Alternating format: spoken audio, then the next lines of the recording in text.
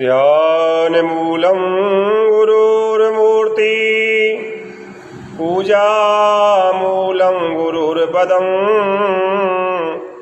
मंत्रमूलं गुरुर्वाक्यं मोक्षमूलं गुरुर्कृपा। ओम नमः शिवाय। जय श्री राम, जय शिव। गुरु पूजा, व्यास पूजा, गुरु पूर्णिमा के पावन पवित्र मंगलमय इस दिवस पर पधारे हुए आप सभी भक्तों, भक्ति स्वरूपा मेरी माता बहनों, आप सबका स्वागत, हार्दिक अभिनंदन। आज एक श्रेष्ठ पूर्णिमा के दिन गुरु को शास्त्र में कहा है श्रेष्ठ, बड़ा। संगीत में दो सुर होते हैं, एक लघु और एक गुरु। गुरु श्रेष्ठ को कहते हैं, बड़े को कहते हैं। तो आज आप गुरु पूर्णिमा, श्रेष्ठ पूर्णिमा के दिन भगवान भोलेनाथ के इस शिवालय के अंदर विराजमान हैं। मैं आप सबका साधुवाद करता हूँ, धन्यवाद करता हूँ। यही गुरु पूर्णिमा सतयुग में 12 बार आती थी, त्रेता में 6 बार, द्वापर में 3 बार और कलयुग में 1 बार। गुरु पूर्णिमा की, गुरु पूजा की परंपरा वेद व्यास जी के द्वारा हुई। हमारे प्रथम गुरु व्यास जी हैं, इसको व्यास पूजा भी कहते हैं। आइए व्यास जी के बारे में जानते हैं। व्यास जी का जन्म उत्तर प्रदेश के बुंदेलखंड में एक खंड मत्सा नाम का गांव है, उसमें हुआ था। शास्त्रों में आया है, व्यासं वसिष्ठ प्रपौत्रं सकै पौत्र कलमसं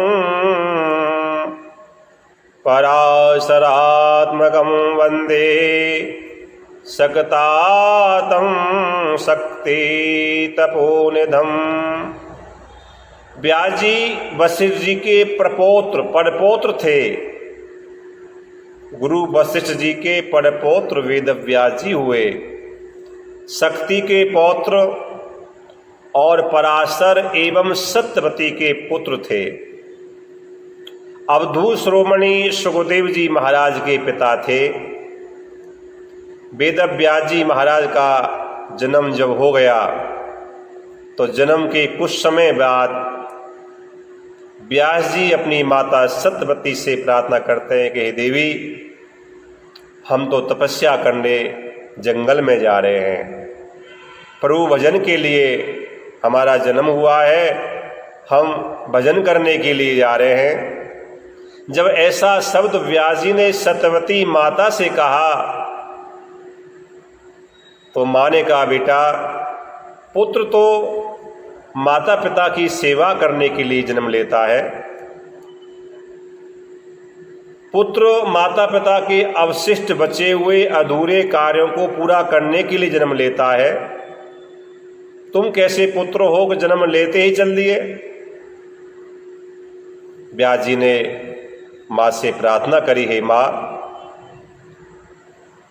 जब आपको मेरी आवश्यकता होगी, आपत्ति काल में किसी भी समय आप मेरी आवश्यकता समझेंगे तो आप मेरा आह्वान करना, मुझे बुलाना, मैं उसी समय आपके सामने उपस्थित हो जाऊंगा। तो आप सबको पता ही होगा, जिस समय महाभारत में पांडव और कौरवों का कुल लुप्त हो गया था, सत्यवती ने वेद व्यास को आह्वान किया, बुलाया, और वेद व्यास जी के द्वारा ही कौरव पांडवों का ये वंश आगे बढ़ा। व्यास जी घर से निकल के बद्री नारायण में गए, बद्रिकाश्रम में गए। ऐसा शास्त्र में बताया जाता है कि एक वेर का फल खा करके उन्होंने जीवन यापन किया। इसलिए आज व्यास जी का पहला नाम पड़ा वादरायण। व्यास जी का जन्म कहाँ पर हुआ?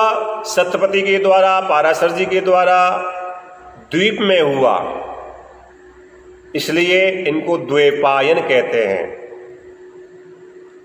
कृष्णं नारायणं वंदे, कृष्णं वंदे ब्रजप्रियं, कृष्णं द्वैपायनं वंदे, कृष्णं वंदे प्रथासुतम्।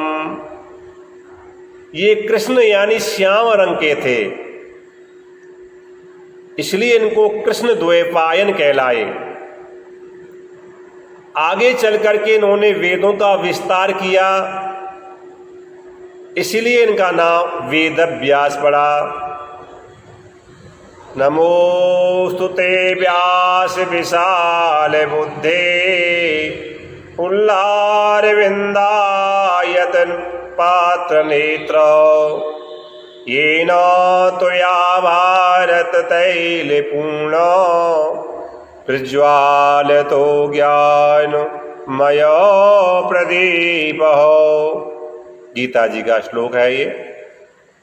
व्यास जी ने ही आगे चल करके ज्ञान का दीपक जलाया।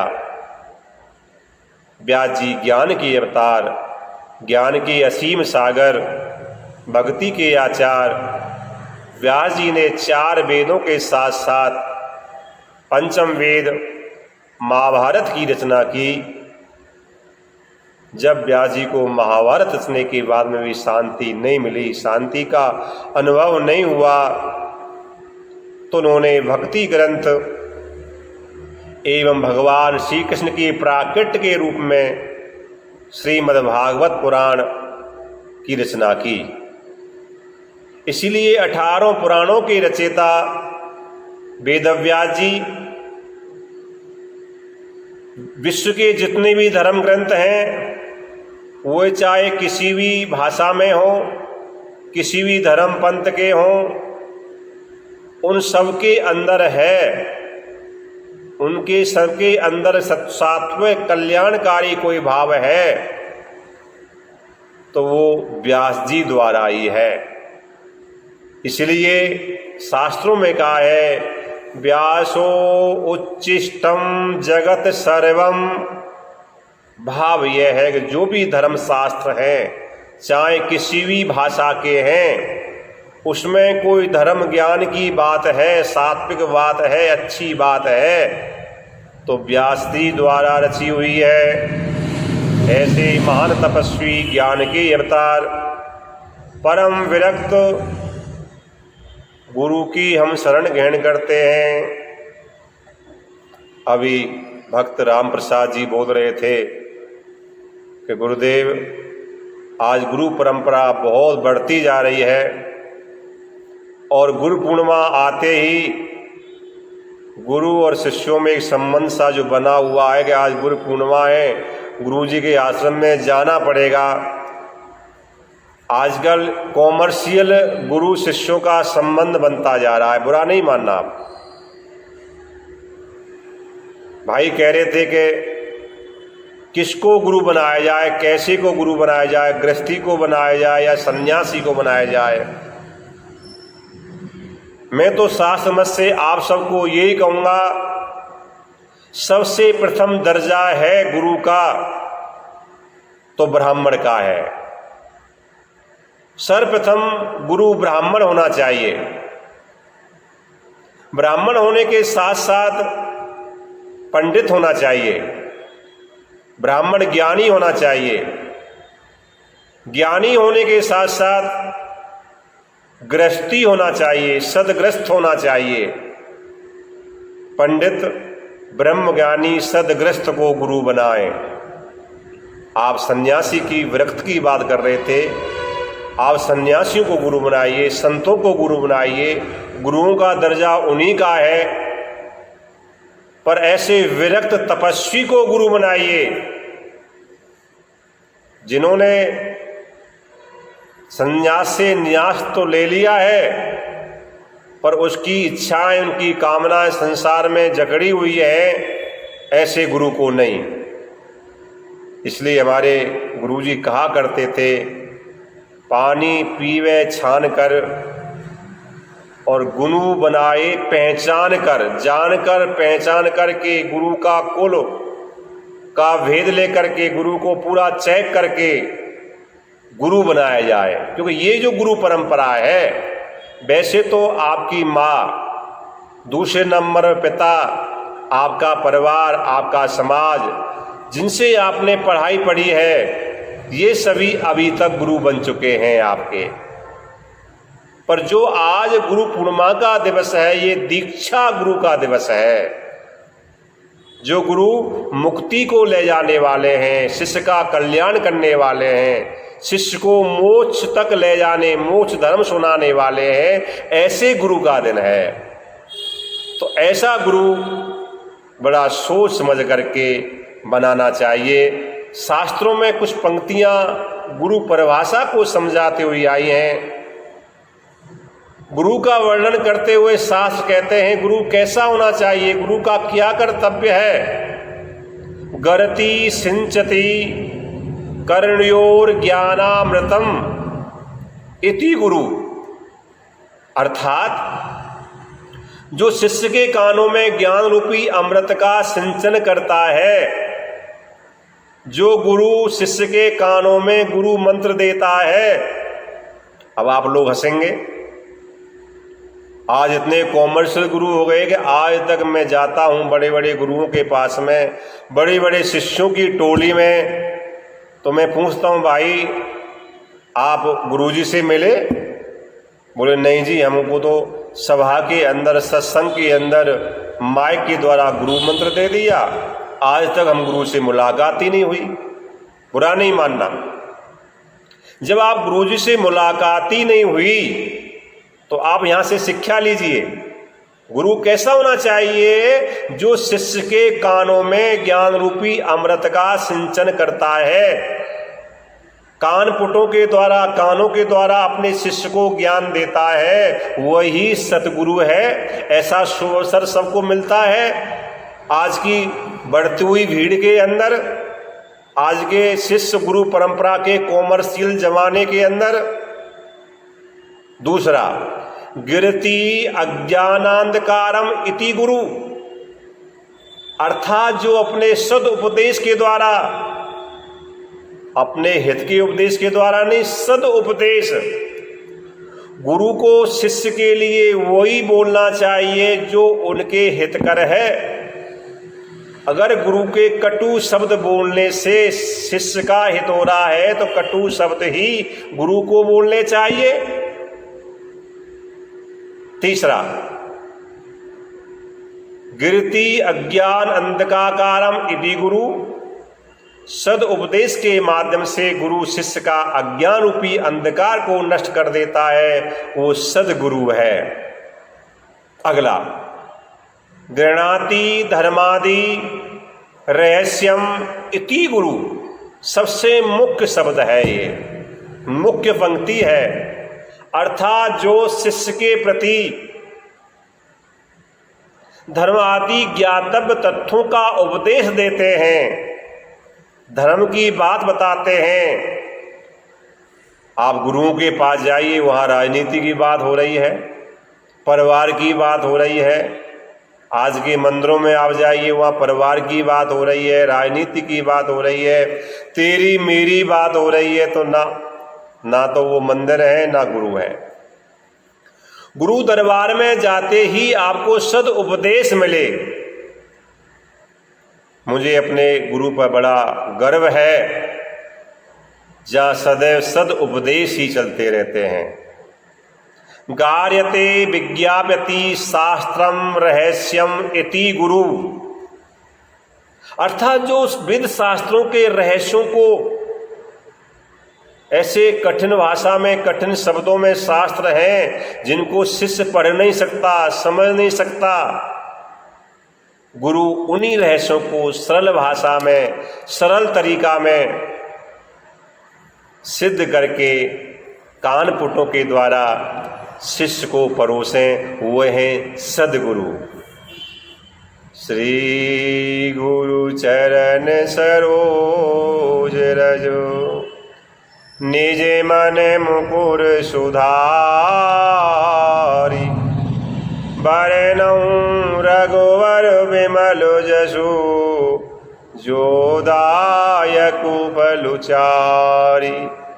श्री गुरु चरण, बड़े ध्यान सुनिए, रामचरितमानस का ये दुआ है, हनुमान चालीसा का ये दुआ है। आप नित्य प्रति बोलते हैं पर मनन नहीं करते। बोलना और मनन करने में यही अंतर है।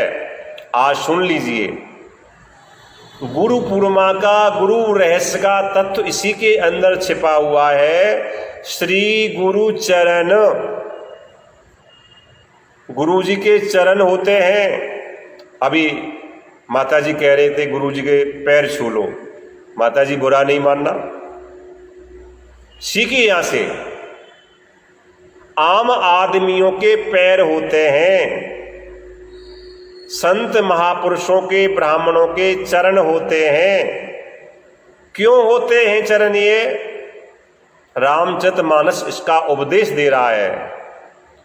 चरण राम तीरथ चल जाई, राम बसहु तिनके मन माही। ये चरण क्यों हैं? संतों के चरण क्यों होते हैं? ब्राह्मणों के चरण क्यों छुए जाते हैं? क्योंकि ये तीर्थों में जाते हैं, ये भगवान की परिक्रमा करते हैं, भगवान की सेवा करते हैं। तो श्री गुरु चरण, सतगुरुदेव के चरण छुए जाते हैं। कैसे चरण हैं गुरु जी के? सरोज रज, चरणों की जो रज है नीचे की, वो सरोज यानी कमल जैसी है। क्या करें उसका? निज मन मुकुर सुधारी। सतगुरुदेव के चरणों की रज के द्वारा, जो रज कमल की पंखुड़ियों की जैसी सुकोमल है, उन रज के द्वारा क्या करें? निज मन मुकुर सुधारी। भाई, अपने मन रूपी मुकुर को साफ कर लीजिए आप। अब आप बोलेंगे मन में क्या हो गया? आप एक शीशा लगा दीजिए दीवार पर और इसमें कपड़ा मत लगाइए आप, तो एक दिन वो आएगा, ये शीशा इस अवस्था पर पहुंच जाएगा कि आपका चेहरा शीशे के अंदर दिखाई नहीं देगा। ठीक यही अध्यात्म है। हम गुरुजी के पास जाते हैं। आज की तारीख में हर आदमी के, हर माता बहनों के गुरु बने हुए हैं, जितने आदिकाल में नहीं हुआ करते थे। आज हर व्यक्ति किसी न किसी गुरु से दीक्षित है, पर फिर भी परेशान है। बुरा नहीं मानना, कारण यही है कि गुरु ने शिष्य को नहीं पहचाना, शिष्य ने गुरु को नहीं पहचाना। आपका जो मनरूपी मुकुर है वो मैला हो चुका है। चिंता आपको भी नहीं इसको साफ करने के लिए, और न गुरु जी को चिंता। निज मन मुकुर सुधार, मनरूपी मुकुर, मनरूपी शीशा आपका मैला कैसे हुआ? शास्त्र कहते हैं, काई विषय मुकुर मन लागी। मन जिस जिस चीज का चिंतन करता है, वही चीज इस मन को टच कर लेती है, मन से चिपट जाती है, मन पर लग जाती है। काई, आपने देखा होगा, ज्यादा समय जहां पर पानी भरा रहता है तो वह काई लग जाती है। उसी प्रकार से मन जिस चीज का चिंतन करता है, संसार का चिंतन करता है या किसी का चिंतन करता है, वही चीज धीरे धीरे धीरे धीरे इस मन से लग जाती है। हम पूजा तो कर रहे हैं पर मन नहीं लग रहा। बच्चा पढ़ तो रहा है, मन नहीं लग रहा। जब करने के लिए गुरुजी ने अपने गुरु मंत्र का आदेश दे दिया, बीज मंत्र का आदेश दे दिया, पर मन नहीं लग रहा। ना आपने गुरुजी से पूछा, ना गुरुजी ने बताया। आज मैं बता रहा हूं। पहले इस मनरूपी मुकुर को साफ करिए। सांसारिक विषयों की जो काई इस मन पर लगी हुई है, इसको साफ करिए। निज मन मुकुर सुधारी। क्यों साफ करें? हमारा क्या मतलब है, क्या करना है? अगली पंक्ति में सुनिए। बरनऊं रघुवर बिमल जसु। जब आपका मनरूपी मुकुर, मनरूपी शीशा साफ हो जाएगा तो रघुवर के, परमात्मा के, प्रभु के, गुरु के उस विमल जस को गाइए। विमल जिसमें मल नहीं है। क्यों गावें? क्या होगा? हमको क्या मिलेगा? हम संसारिक हैं। आप कह सकते हैं कि हम क्यों भजन करें, क्यों मंदिर में आवें? आप पर समय फालतू नहीं जो आज आप यहां कर बैठे हुए हैं। आपको 4 फल मिलेंगे। बरनऊं रघुवर बिमल जसु, जो दायकु फल चारी। आप पढ़ लेना, मैं बनाकर नहीं बोल रहा, मैं आपके सामने वही बोल रहा हूं जो शास्त्र में लिखा हुआ है। आपको 4 फल यहां पर मिलेंगे। आपको कहीं जाने की आवश्यकता नहीं है। ये भगवान भोलेनाथ को, भगवान शिव को मैं गुरु मानता हूं, इनको साक्षी मान करके आपको कह रहा हूं।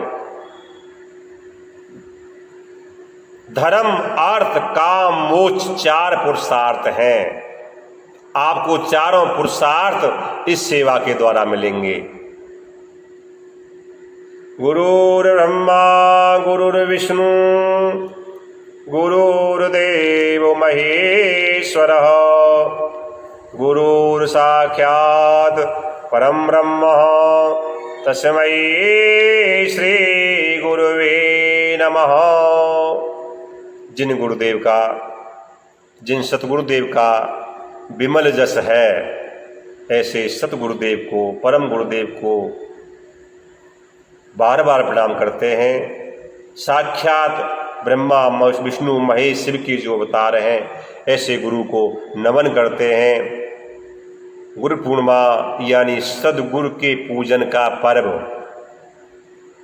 ज्ञान का पर्व, गुरु की पूजा का पर्व, गुरु के आदर का पर्व, गुरु के सम्मान का पर्व। यह किसी व्यक्ति की पूजा नहीं है, यह किसी व्यक्ति के आदर का समय नहीं है। अपितु गुरु की देह के अंदर जो विदेही आत्मा है, जो विदेही ज्ञान है, महाराजा जनक को विदेह कहते थे। उस विदेही आत्मा को परम ब्रह्म परमात्मा के रूप में हम आदर करते हैं। हम ज्ञान का आदर करते हैं, हम ज्ञान का पूजन करते हैं, ब्रह्म ज्ञान का पूजन करते हैं। आप सभी को गुरु पूर्णिमा की हार्दिक शुभकामनाएं, मंगल कामनाएं। जय श्री राधे, जय श्री राम, जय श्री शिव। कृष्णम वंदे जगत गुरु। हमारे परम गुरु श्री हनुमान जी महाराज, हमारे परम गुरु भगवान भोलेनाथ जी महाराज, हमारे परम गुरु श्री ठाकुर जी महाराज। कृष्णम वंदे जगत गुरु। जय श्री राम। ओम नमः शिवाय। ओम नमः।